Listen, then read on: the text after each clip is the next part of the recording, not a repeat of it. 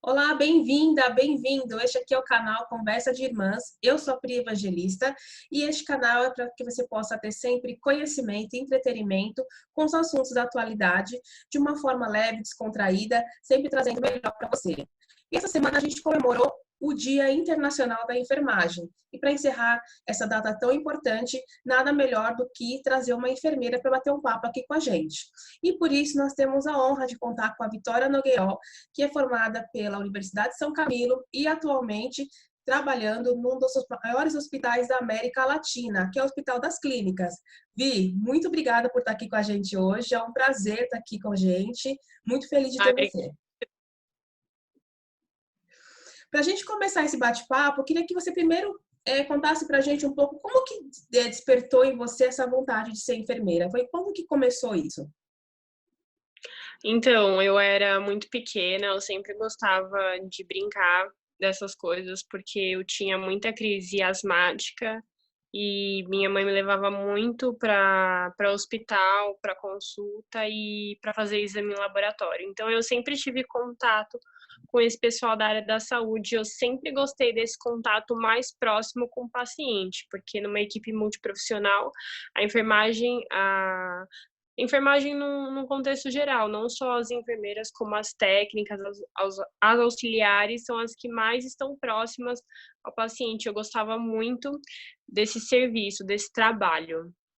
E aí, até uma pergunta, pensando nessa questão da escolha de ser enfermeira, imagino que você já deve ter ouvido essa pergunta, que eu acho muito chata, mas até para esclarecer, né? Por que não ser médica por que não ser enfermeira ao invés de ser médica? Já te fizeram essa pergunta? Que é uma diferente, a gente sabe, sem dúvida nenhuma, os dois são extremamente importantes, mas por que não optar em ser médica, ser enfermeira ao invés de ser médica? Então, como você já disse, são trabalhos diferentes. A princípio, eu também não tinha muito discernimento quando eu era menor, né.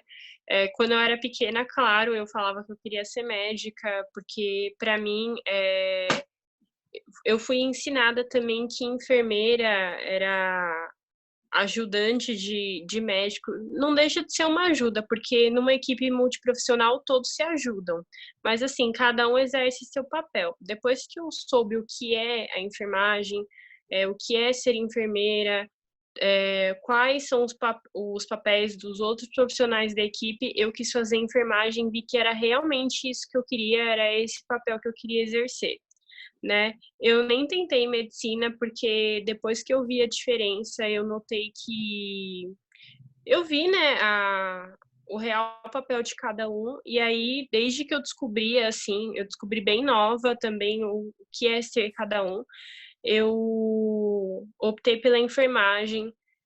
E é isso, mas assim, essa pergunta eu ouço muito até hoje, depois de formada, mesmo depois das pessoas me ouvirem falar que eu gosto de fazer o que eu faço, eu ainda ouço esse tipo de pergunta, mas eu acredito que a maioria das vezes não é por maldade, mas assim, pela educação da Mas sociedade, porque a desconhecimento mesmo, né? isso, as pessoas ainda acham que você ser enfermeira foi uma falta de opção, foi uma falta de como que eu posso dizer? De você não ter conseguido ingressar na medicina, mas a área da saúde não é só a medicina, inclusive a medicina precisa de outros profissionais para que todo esse contexto do bem-estar psicossocial, que é o conceito de saúde hoje em dia, para que isso seja feito da melhor forma, é preciso de todos os profissionais exercendo o seu papel da melhor forma possível. Legal, Vi, é verdade, né? Eu acho que essa questão do social, da equipe multidisciplinar, é algo que precisa ser mais falado, que as pessoas acham que medicina é só eu médico, né? Não é. Tem vários profissionais, como as enfermeiras, os fisioterapeutas, né? Os fonos, audiólogos e outros profissionais que estão dentro do hospital que fazem toda a diferença no tratamento dos pacientes, né? Sim, exatamente. E é isso, eu acho que é um pouco ainda de falta de informação das pessoas. Já está mudando, né, como eu disse, eu também, eu pensava que do jeito não é que eu pensava, o jeito que me explicaram, foi que, tipo, enfermeira era só ajudante, sabe?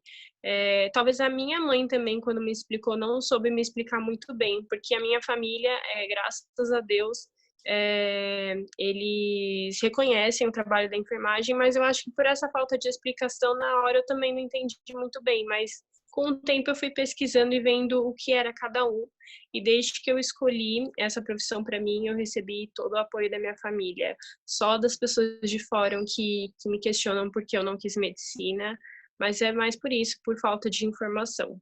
Legal. Ouvi, explica assim para a gente de forma bem resumida, qual que é a diferença de um auxiliar técnico e do enfermeiro com ensino superior, né? Que tem um tempo aí a mais, um estudo mais profundo, mas quais são no dia a dia, quais são as principais diferenças? Então, o enfermeiro é sempre um líder, da equipe, assim, claro que, por exemplo, eu tenho um cargo, aí eu tenho uma supervisora que também é enfermeira, e os técnicos exercem como que eu posso dizer? Nós enfermeiros prescrevemos cuidados e os técnicos exercem os cuidados, por exemplo, Entendi. dar banho, fazer as medicações. Na verdade, as medicações não somos nós que prescrevemos, né? São os médicos. Mas nós aprazamos, nós escolhemos os horários. Então, o enfermeiro tem mais essa parte, assim, teórica, né?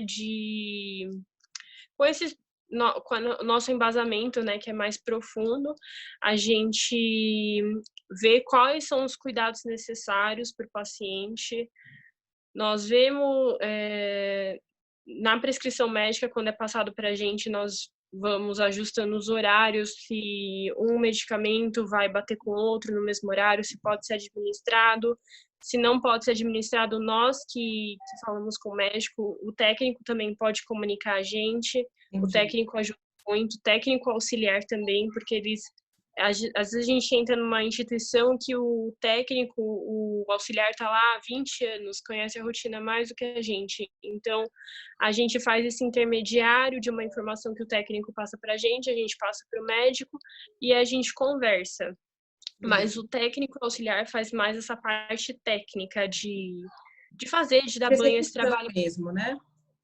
Oi? De execução mesmo, né? Isso. Existem alguns procedimentos privativos que o Corém exige que só os profissionais de enfermagem façam, mas a maioria os técnicos que fazem, não que nós não podemos fazer, não é isso, o enfermeiro não é só ficar no computador, não é só ficar em papel, mas a gente tem mais, como posso dizer, mais tarefas para fazer sobre histórico de paciente, o que aquele paciente tem, o que ele já teve, conhecer a história, a evolução, o médico, o técnico, o auxiliar faz essa parte técnica mais as anotações. Nós não, nós temos que diagnosticar, fazer os diagnósticos de enfermagem que são na nossa alçada, a evolução de enfermagem e mais essa parte tem mais parte burocrática. Prática, legal. Ouvi até, você comentou no começo da questão da questão socioemocional do paciente, e não tem como não falar desse momento que a gente vem vivendo, que é do coronavírus. E você, um dos impactos mais profundos pela falta de tratamento efetivo, né, é o isolamento social. Como que vocês estão lidando com esse distanciamento dos pacientes, que é algo que era tão forte, né, na enfermagem, esse acolhimento da enfermagem, da equipe de enfermagem de uma forma geral? Queria saber um pouquinho como que vocês estão lidando isso nos hospitais, porque eu creio que isso deve ter já mudado, não existe mais aquele... Tem que ser uma forma diferente de acolhimento. E também que você comentasse na sua casa, porque eu imagino que quando você chega em casa, né, tanto que a gente já viu várias denúncias de agressões a profissionais da saúde na rua, porque as pessoas ficam apavoradas quando vêm. E eu queria saber como é que está sendo na sua casa, quando você chega e tem, né, traz do hospital todo esse momento que a gente vem passando aí de vírus, e como é que está sendo isso para você na questão social com os pacientes e com a sua família? Olha, na questão do contato físico, a gente não deixa de ter, né? Porém, com a paramentação adequada. A gente tenta se expor menos, claro. Por exemplo, se for para entrar no quarto uma vez, a gente tenta fazer o máximo naquela vez, para não ficar se paramentando toda hora, porque assim, se paramentar e desparamentar é mais risco de contaminação. Então a gente tenta fazer o máximo, em um momento. Mas assim, o contato com o paciente nunca foi só físico, né, o contato com o paciente, pode ser numa atitude, numa palavra, numa atitude não necessariamente um toque, mas uma coisa que você faça que ele goste, por exemplo, uma leitura, uma música, uma história, às vezes traz, não nesse momento de coronavírus, né, que agora tá com restrição de visitas, mas em outros tempos a gente podia trazer um líder religioso que o paciente sinta falta, a gente vai se adequando ao que a gente pode, é o que eu tô falando. Nessa época de coronavírus, a gente tá com restrição de visitas, né, nem familiares pode entrar nos quartos, nos leitos. Então a gente tenta fazer o máximo, assim, das nossas ações mesmo, fazer o melhor que a gente pode, né, dar a melhor assistência. E eu acho que não só a parte técnica, né, mas essa parte que eu te falei de tocar o emocional, fazer alguma coisa que o paciente goste, eh por exemplo, uma pessoa que está comendo, via oral, dieta normal, pede alguma coisa, se a nutrição pode atender, por que não fazer, né? Porque, por exemplo, uma comida, pode trazer prazer para uma pessoa, por que não fazer? Por que não pedir? Por que não ajudar? Por que não ir atrás? Então, esses detalhes que fazem a diferença numa boa assistência, num bom atendimento para um paciente, e é isso que marca a vida dele, que vai fazer ele sair do hospital e pensar: "Olha, eu fiquei doente, mas eu fui muito bem tratado aqui", não só no hospital, numa UBS ou num centro de reabilitação, qualquer instituição. E na sua casa, Vi, como é que tá sendo? Na minha casa, eu evito contato com os meus pais, eu faço um isolamento no meu quarto.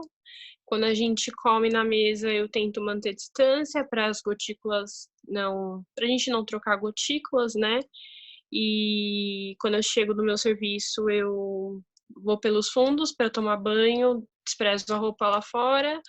O sapato eu lavo, porque quando eu jogo a torneira, corre risco de água suja nos olhos, então eu mesma lavo para minha mãe não correr esse risco.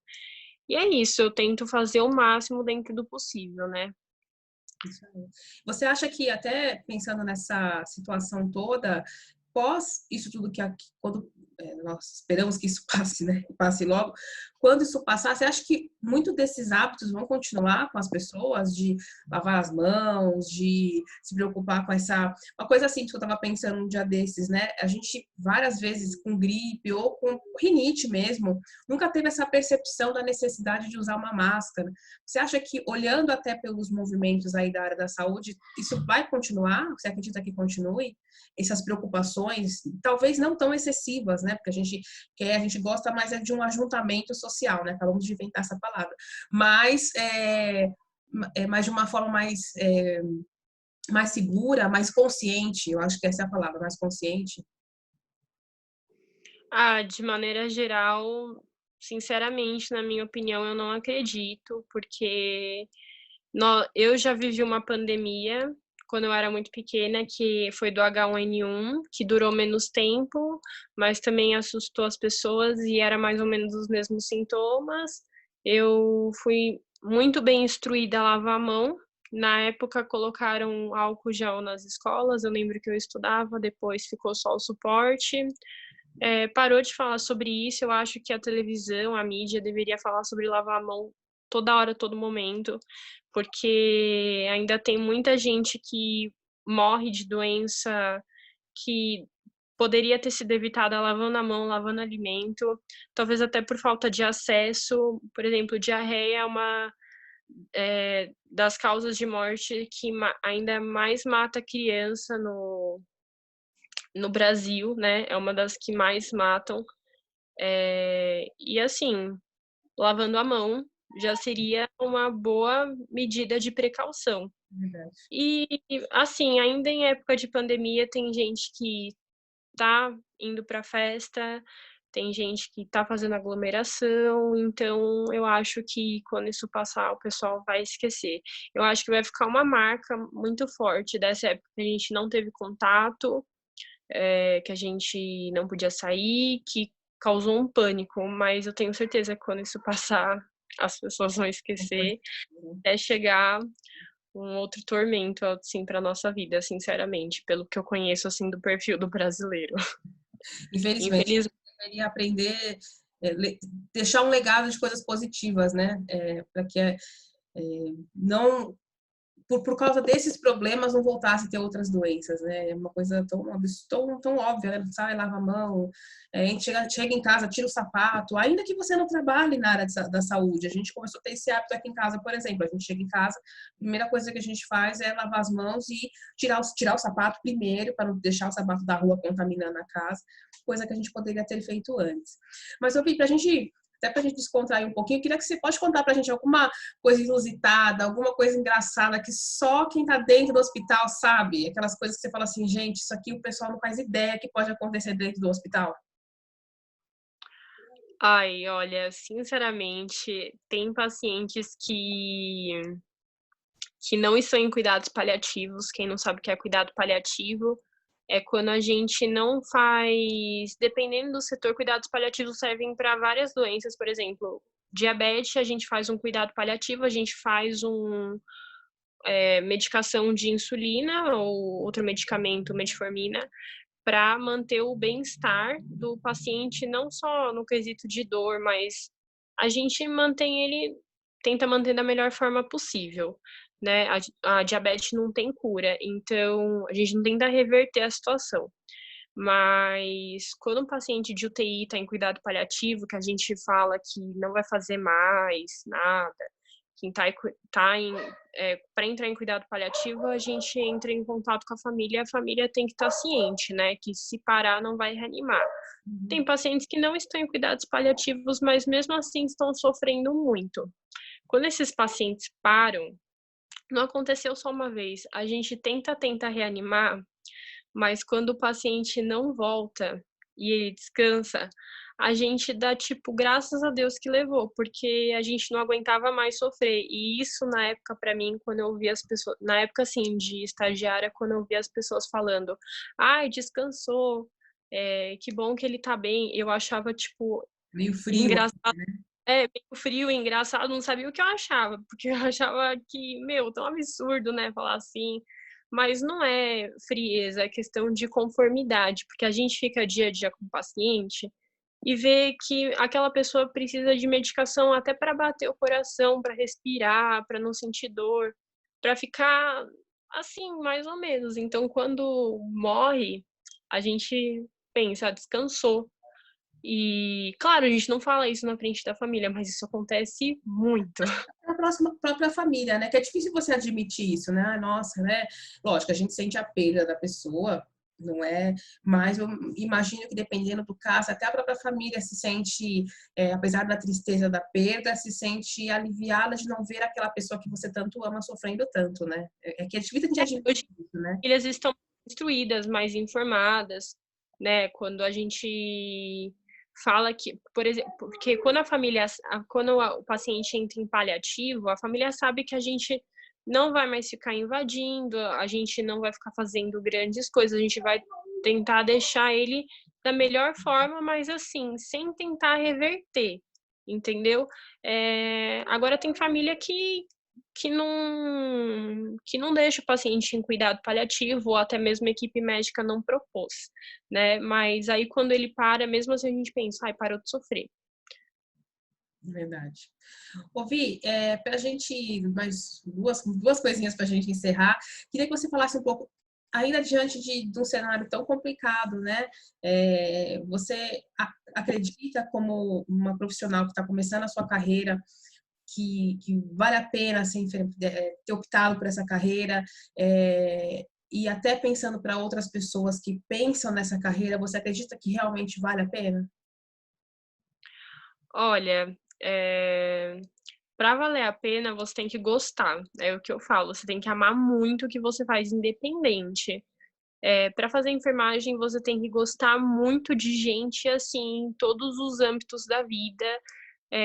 Assim, claro, cada um vai pra uma área diferente, mas você tem que entender que você tem que saber sobre desde o nascimento, da época reprodutiva, maternidade, até lidar com a morte.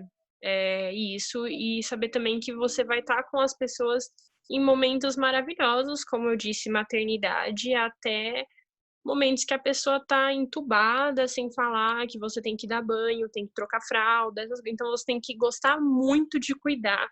E fora o resto, você tem que gostar muito de investigação, saber muito, ter muito senso crítico, senso clínico, tem que gostar de estudar doenças. E, assim, qualquer profissão eu indico isso, tem que gostar muito, porque, já é difícil você fazer um ensino superior numa coisa que você goste, imagine não gostando. Então eu acho que vale a pena se você gostar. E outra, as pessoas enxergam umas profissões ou outras como mais ou menos e outras, ai, melhores. Eu acho assim, se você tem força de vontade, se você tem garra, você vai atrás e consegue os melhores resultados. E, às vezes, uma boa satisfação pra gente, satisfação não é só dinheiro, sucesso não é só dinheiro, é você chegar num cargo que você quis muito, você tá num cargo confortável, fazendo o que você gosta. Porque tem tanta gente que ganha tanto dinheiro, mas, sei lá, tá bitolado de coisa para fazer, tá ganhando ainda, mesmo que seja muito dinheiro, um salário injusto porque tá fazendo, não tem vida. Então acho que isso depende muito. Eu acho que ter sucesso não é só você ter dinheiro, é você estar feliz com o que você escolheu, eh, claro, ter o retorno financeiro, mas você também ter tempo para usufruir de tudo isso. Isso aí. Ouvi aí para a gente encerrar mesmo, que a gente queria continuar um monte de coisa para perguntar, mas por causa do tempo, queria que você deixasse algumas dicas para que a gente possa passar por essa crise, por essa pandemia o mais rápido possível, de forma saudável, de forma tranquila. O que você pode deixar aí para a gente de dica, reforçando aquilo que já é importante e trazendo, de repente, algo que seja imprescindível para que a gente possa passar por esse momento o mais rápido possível? Olha, primeiro, ficar em casa, né, que tá todo mundo cansado de falar, tá todo mundo cansado de saber. As pessoas estão um pouco cansadas de ficar em casa, já estão dando social, festinha, resenha, mas é para ficar em casa ainda. É o que eu falo, se for para sair, sai, se realmente for necessário, vai no mercado, tudo bem, ninguém vai ficar sem no mercado. Se a sua empresa tá te chamando para trabalhar, vai trabalhar, você não vai deixar sua vida cair por causa disso também. Se você tem que trabalhar, tem que sair de casa, vai. Mas assim, sempre com as precauções, né, manter distância, né, a distância para não trocar gotículas, usar máscara, agora todo lugar tá pedindo máscara, então usar máscara.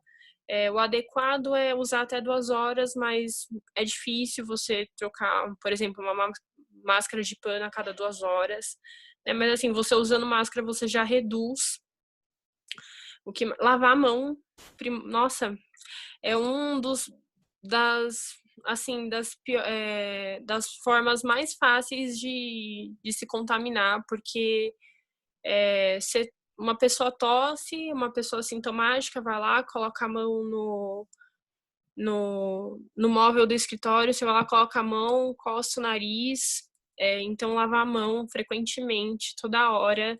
Se esqueceu, se lavou ou não, lava de novo que não vai fazer mal.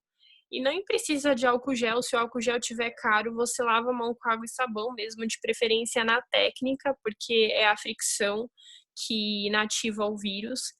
E é isso, ficar em casa, tomar as precauções, usar máscara, manter distância, lavar a mão e manter, não só lavar a mão, mas se puder manter a limpeza do ambiente também, que ajuda com álcool a 70, bom, que o álcool a 70 é o que mata o bichinho. Certo, Vi. Muito obrigada, quero agradecer muito você por ter dedicado o seu tempo aí com a gente. Sei que hoje ainda tem plantão pela frente, né?